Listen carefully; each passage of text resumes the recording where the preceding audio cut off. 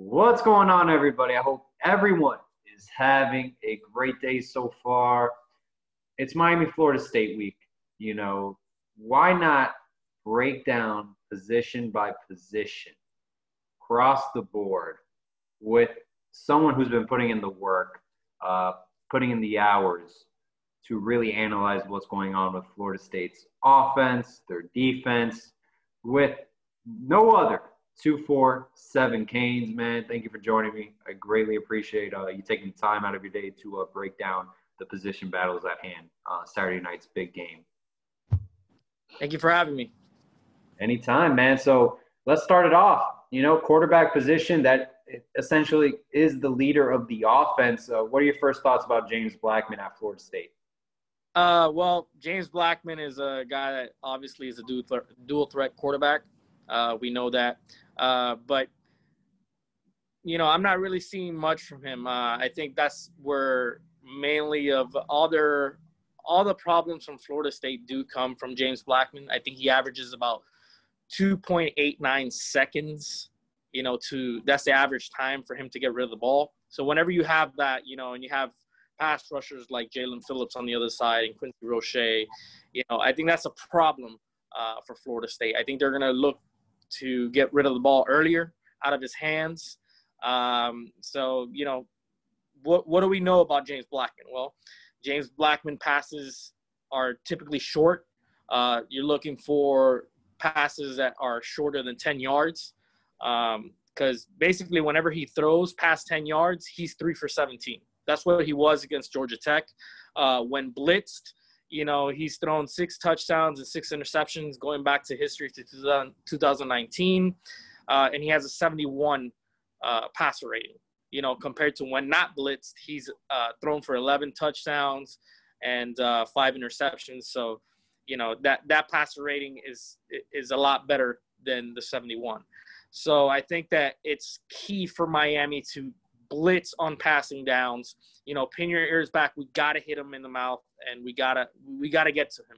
So, he does have some, running ability, but that doesn't really scare me too much because I think we could tackle him on the outside. I'm not very worried about those situations. I mean, he could extend the drive, get a first down or two, but my main concern with James Blackman is giving him time and not getting there, getting to him with our 4. So I look for Miami to be very aggressive, blitz him very early on, and that's just the scouting report on James Blackman. No, definitely. I mean, getting to James Blackman is going to be key. I think that was one of the reasons why we beat Florida State in 2017. We were able to apply pressure on James Blackman. That's going to be the key, battle of the trenches. How does Florida State's offensive line fare against our defensive line? I know their offensive line unit was probably the worst in Power 5 football the past season. I don't think it's gotten any better with this new coaching staff. Well, looking over the metrics, and I'm a big follower of Pro Football Focus. I'm actually a subscriber. I got all the advanced metrics in front of me right now. In terms of run blocking is what they are atrocious at. In terms of pass blocking, they are pretty good in terms of what they graded out to be. So, their problems lie more on the guard positions. So let's break it down position by position, if I may. Okay, their best player on the offensive line is definitely their center.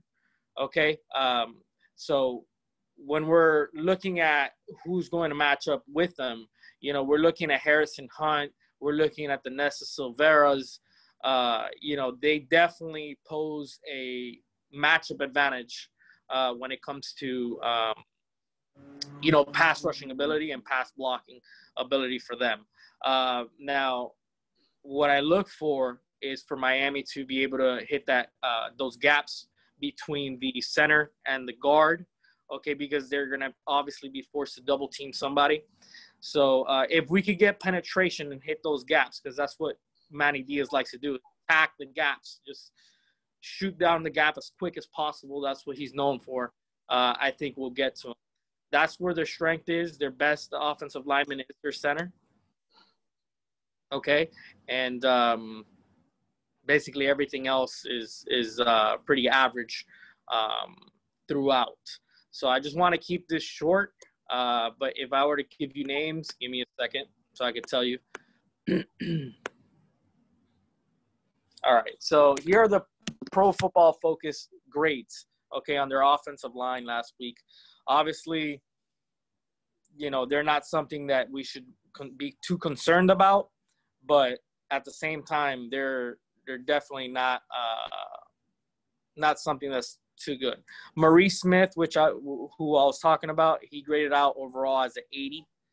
Okay, so that's one of their best offensive linemen, which is their center. Devontae Taylor, 69.6. Darius Washington, 66.2. Bevion Johnson, 58.5. Chaz Neal, 57.2. Brady Scott is a 56, and Dante Lucas is a 56. So pretty much average, you know, below average for their offensive line. So you're completely correct. Is our defensive line going to have a party? They should. Okay, they're pretty underrated when it comes to pass blocking, but in terms of run blocking, they're pretty much atrocious. There's no run game at Florida State whatsoever. Florida State's run game, I think their biggest successful running the ball, okay, from a running back was 9 yards, and it was a jet sweep. So I mean, if we don't take advantage of that, I don't know what. Miami should dominate the trenches in this game. Their defensive line is far superior. That is their weakest offensive unit is their O-line. I completely agree. We should take care of business. Now let's get to, in my opinion, their strongest position unit, the wide receiver core. Tamari Ontario, we're going to hear his name all day. All night on Saturday. What are your thoughts about this wide receiver group? Well, Tamari Ontario does grade out to be a pretty good receiver. I mean, I know everybody's high on him on the Florida State side. I've heard everything, but he's never, like you said before, he's never done anything against Miami. He's been pretty much locked out and from doing anything. So Tamari Ontario, to me, if I were to be honest with you, I just stick out blades on him the whole game and play press man because he has drop issues. I mean, if you look at the last game that he played against Georgia Tech, he had 2 drops, and he's having issues. And you know, that's one of the sides that James Blackman likes to go to, under 10 yards, and he's tried to go deep several times, and he's not been successful. So that's one of the guys we do have to shut down, okay? Outside of that, they don't really have much at the wide receiver position. They do have talent, just like any other team, but they suffer from drops, just like us. So, you know, Keyshawn Helton, I know is a guy that Florida State's high on, Jordan Young, and Warren Thompson, but they are nothing special. DJ Ivey will win that matchup. I'm almost 100% confident in saying that. They don't pose that many threats. How do they compare with running backs and tight ends with their wide receiver room? Should Miami be worried about those 2 position groups as well? I think Miami should be more worried about the running back position and the tight ends. I think the tight ends is going to be actually an X factor because Miami's linebackers, Zach Mccloud, has played well, but I question the ability of us to cover the tight ends.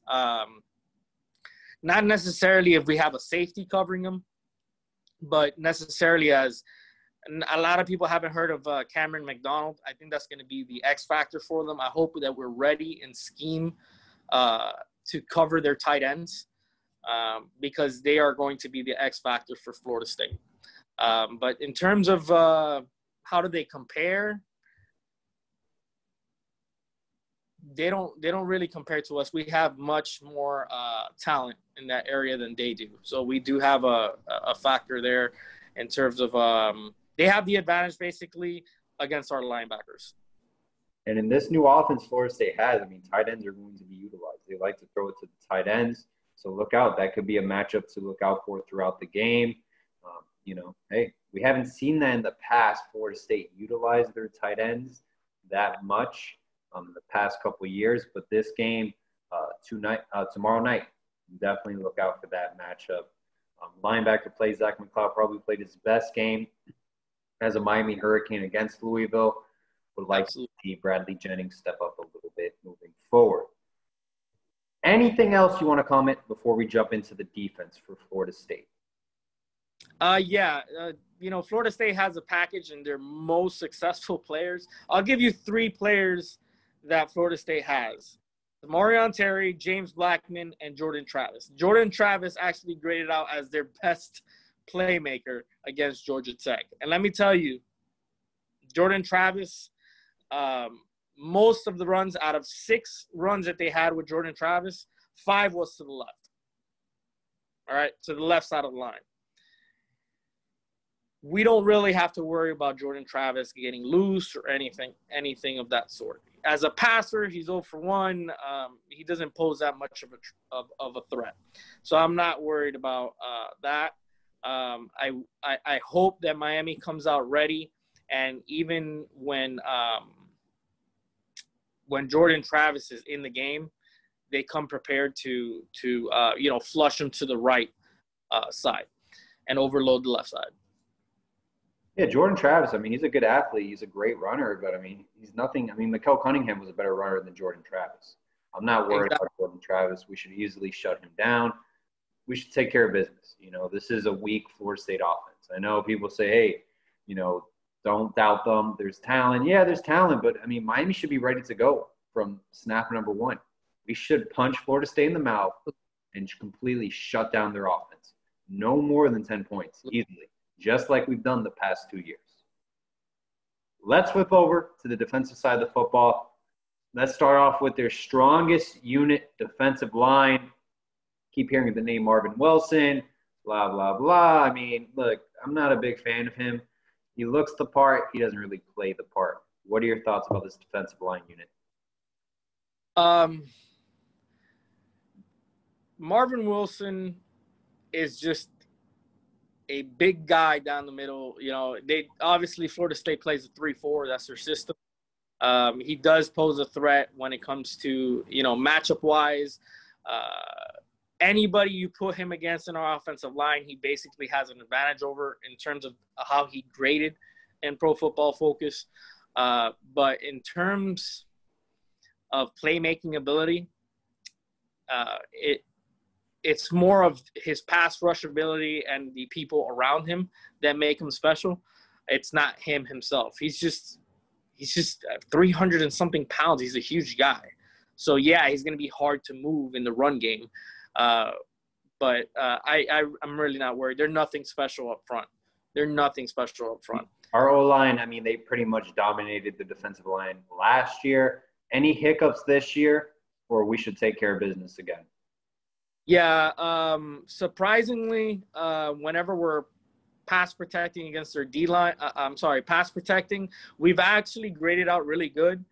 Surprisingly, the best graded out player that we had last game was Ja'Kai Clark. That should come to a surprise to a lot of people. But when it comes to run blocking, that's where our issues lie. Most of our runs I want to see keep to the right side towards Jared Williams. Because that's where we've been successful in Cam bouncing outside. So I want to see a lot of outside zone runs against Florida State because that is their weakness. Love it.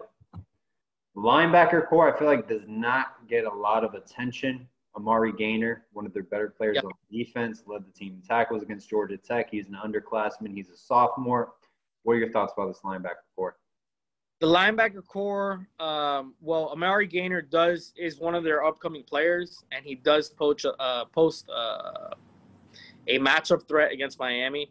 But at the same time, I think if we keep it off balance and we stick to our true identity, like Rhett Lashley does, we could catch him off guard. One of the positions that I do see that we have an advantage in is, our tight ends.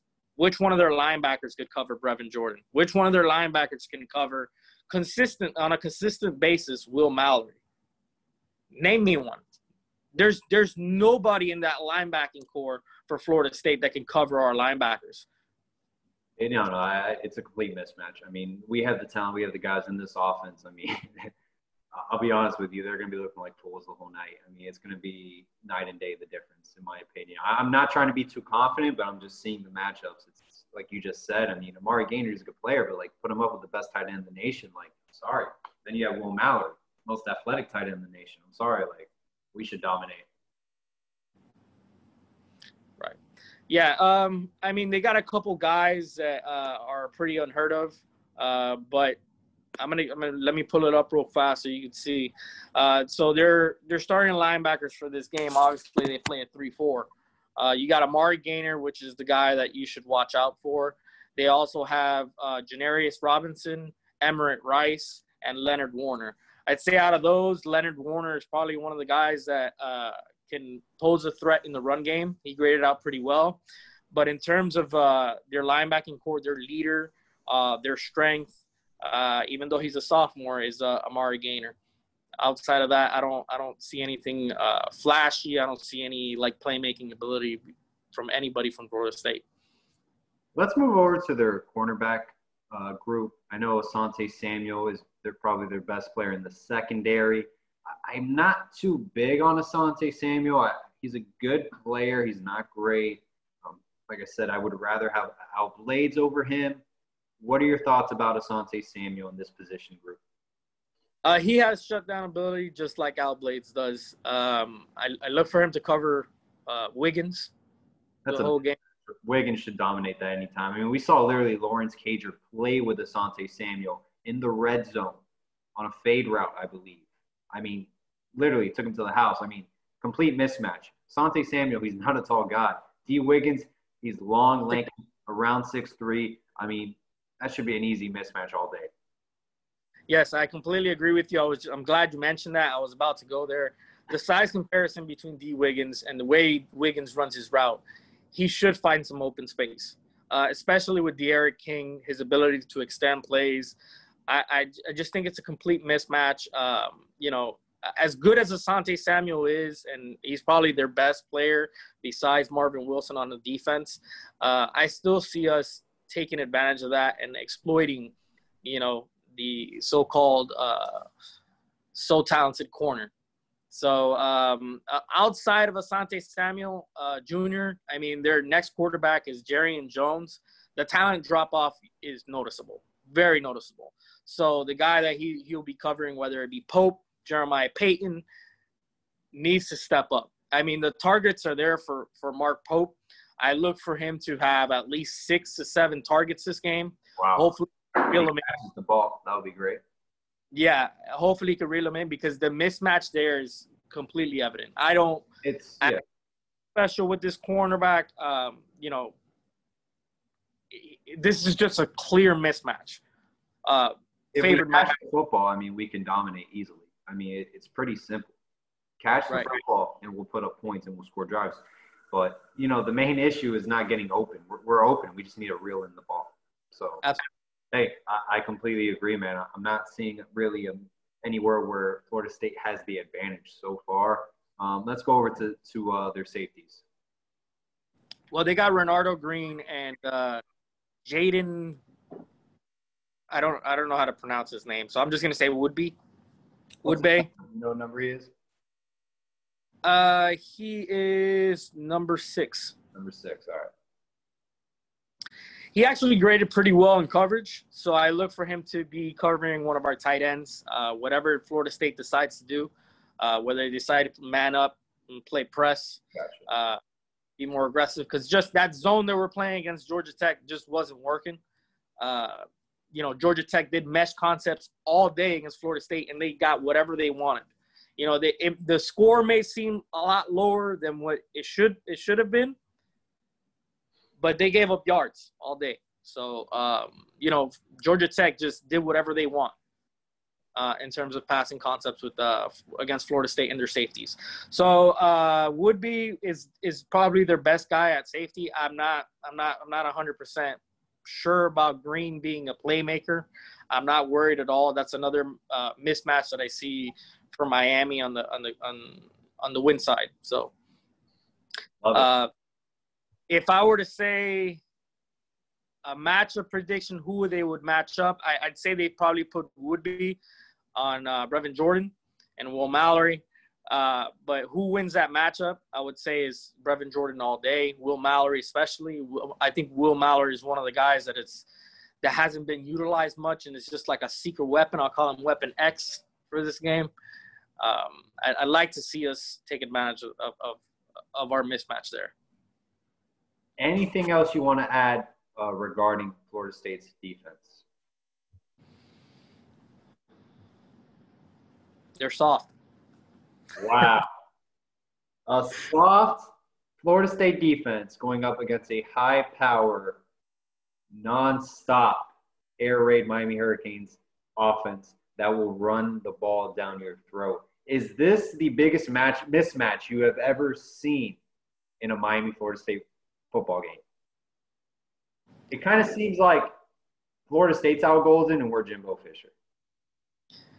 It's getting close. I don't want to say it's the biggest mismatch, but I do want to say that they're not there. That defense, what I saw at least against Georgia Tech, is they're soft. They're playing soft. They're scared of Georgia Tech, and if they were scared of Georgia Tech, I would imagine that they're terrified against Miami. With the numbers that we've been putting up, with Resh Lashley's, being an offensive guru, I think that they should be terrified for this game. Will they show it? I don't think so. It's a Florida State-Miami game. I think they'll try to assert dominance from the very beginning. But don't let that fool you. Florida State's defense is soft. 247 Canes, what's your score prediction? Miami, Florida State, primetime Saturday night. Say 33-17, Miami takes the victory. I think the X factors are going to be Borregales, of course, our kicking game.